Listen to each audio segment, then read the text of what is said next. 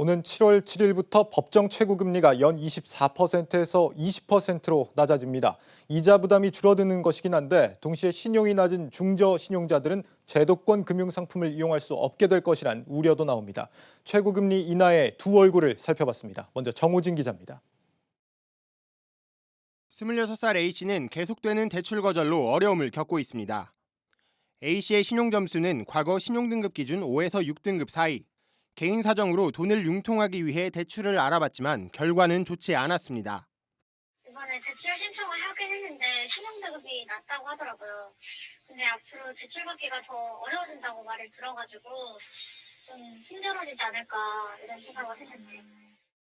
최근 법정 최고금리를 24%에서 20%로 낮추는 내용이 담긴 대부업법 개정안이 국무회의를 통과했습니다. 정부와 국회는 서민들의 고금리 부담을 완화할 수 있을 것으로 기대한다고 밝혔지만 벌써부터 우려의 목소리가 나오고 있습니다.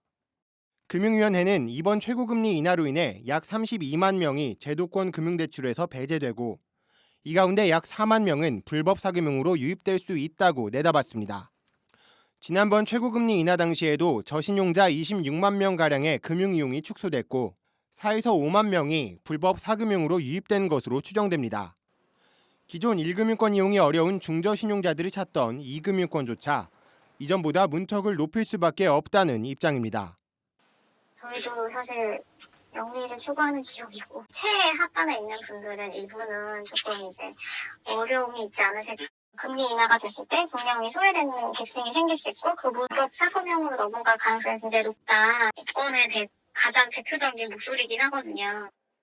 저축은행뿐만 아니라 카드론과 현금 서비스 문턱도 높아질 전망입니다. 한 카드업계 관계자는 모든 카드사가 20% 이상 금리 이용 고객을 대상으로 하는 영업이 어려워질 것이라며 고객 신용평가 모형을 정교화하는 등 다양한 방안을 준비하고 있다고 말했습니다. 서민들의 높은 이자 부담을 덜어주겠다며 발표된 최고금리 인하 정책이 오히려 중저신용자들을 벼랑 끝으로 내몰고 있는 모양새입니다. 한국경제TV 정호진입니다. 네, 최고금리 인하의 사각지대, 대안은 없는지 알아봅니다. 정치경제부 장슬기 기자 나와 있습니다. 장 기자, 이 최고금리가 낮아지면 금융회사에서 아예 대출을 안 해줄 수도 있다라고 하는데 이유가 뭡니까? 네, 쉽게 설명드리면 바로 위험률 때문입니다. 네. 우리가 신용등급이 낮은 사람일수록 부실 위험이 높다고 표현을 하는데요.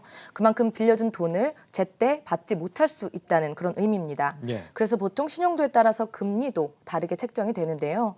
기존의 7에서 10등급의 저신용자들이 기존 최고금리인 24% 이내에서 적용을 받았다고 하면 오는 7월부터는 이 등급의 사람들이 20% 이내의 금리를 적용받게 됩니다. 예. 금융사 입장에서는 대상자는 그대로인데 금리만 깎아주는 셈입니다.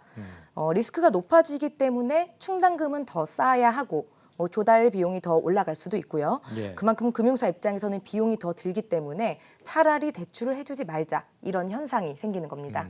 그런데 그래서 금융회사들이 대출을 이렇게 안 해주게 되면 앞으로 저신용자들 같은 경우는 아예 돈 빌릴 곳이 없어지게 되는 거 아닙니까? 사실 그동안은 제2금융권에서 흡수하지 못하는 저신용자들을 대부업체에서 커버를 했었습니다. 예. 대부업은 이 고금리 때문에 비난을 많이 받기도 했는데 사실상 7에서 10등급 이런 저신용자의 이런 신용도가 낮은 분들을 커버하는 순기능이 있었던 건 사실입니다. 정말 급하게 돈을 필요로 하는 사람들은 이자가 좀 높더라도 돈을 빌려야 하는 상황이 있기 때문인데요. 예. 문제는 이 대부업체들도 최고금리가 낮아지면서 줄도산 위기에 처해 있다는 겁니다. 정부가 최고금리를 24%로 이전에 인하했을 때부터 이미 대부업체들은 신규 대출을 중단했습니다. 수지가 안 맞는다 이거죠? 네, 그렇죠. 대부업체들이 지금 현재 전년도에 40% 정도만 대출을 취급하고 있는데요. 이 대출마저도 이전에 했던 대출이 만기 연장된 부분이라서 예. 사실상 신규는 아예 없는 상태라고 보시면 될 것 같습니다. 이렇다 보니 실제 최근에 대부업체의 줄도산 이야기가 나오고 있는 이유고요. 일부 대형 업체들은 인수합병 등을 통해서 제2금융권의 진입을 노리거나 아예 업권을 바꾸는 경우도 있습니다. 최근에 대부업체 3위권을 리드코프는 사모펀드를 통해서 중소캐피탈 업체인 메이슨 캐피탈을 인수했는데요. 이를 통해서 제도권 금융회사로 도약하기 위한 발판을 마련했다고 볼 수 있습니다. 어떻게 보면 대출이 가장 절실한 게 저신용자일 수도 있는데 뭔가 좀 대책이 있어야 되지 않겠습니까? 네, 사실 정부도 이런 부작용들을 대비해서 후속 조치를 함께 내놓고 있는 중입니다. 예. 먼저 대부업체의 원가를 절감하기 위해서 대부 중개 수수료를 인하하는 방안을 내놓았는데요. 현재 대부업체 중개 수수료가 상한이 500만 원 이하는 4%, 그리고 500만 원 초과는 3%인데요. 이를 각각 1%포인트씩 인하하는 방안을 통해서 시장의 중개 수수료 인하를 유도하겠다는 방침입니다. 또 저신용자 신용대출을 많이 취급하는 대부업체들은 우수 대부업자로 선정을 해서 인센티브를 주는 방안도 추진하고 있습니다. 네. 은행으로부터 자금 조달을 할 수 있게 한다거나 온라인 대출 중개 플랫폼을 이용할 수 있게 하는 이런 규제를 완화해 준다는 계획입니다. 이외에도 불법 사금융 근절을 위해서 단속을 강화한다던가 그리고 예방 관련 홍보를 강화하는 방안도 포함됐습니다. 대부업체의 원가를 절감해 주겠다는 거네요. 이 정도면 효과가 좀 있을까요? 하지만 실제 이런 대안책들이 저신용자들을 모두 끌어안기는 한계가 있다는 지적이 나옵니다. 예. 시장에서는 금융위가 추산하는 규모보다 제도권 이탈 규모가 좀 더 클 것으로 예상을 하고 있는데요. 제가 직접 전문가의 의견을 들어보겠습니다. 예. 정부가 인터넷 전문은행이라든지 아니면 햇살론이라든지 이런 정책금융 상품들을 이제 계속 내놓는데요. 사실은 그 정도 가지고는 좀 부족합니다.